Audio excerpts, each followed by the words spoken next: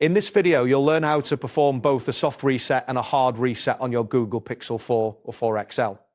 By following these steps, you will be able to troubleshoot minor issues and restore your device's functionality when necessary. To begin with a soft reset, locate the power button on your Google Pixel 4 or 4 XL.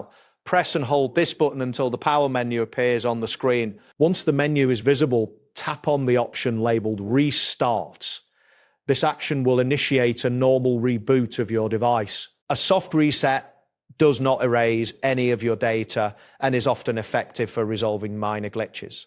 After you tap Restart, your phone will turn off and then restart completely. This process may take a few moments. It is the quickest and safest method to refresh your device if it is experiencing performance issues.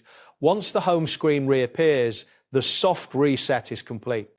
If you find that your device is unresponsive and the screen is frozen, you will need to perform a hard reset.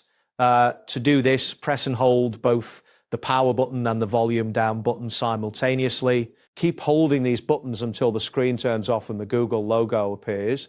This method forces the device to restart without relying on the screen controls, making it useful in situations where your phone is not responding. It is important to maintain pressure on the buttons until you see the Google logo. Releasing them too early may prevent the hard reset from being triggered properly. After the logo appears, you can release the buttons and allow the device to go through the reboot process. Once the restart process begins, wait patiently for your Google Pixel 4 or 4 XL to boot up fully.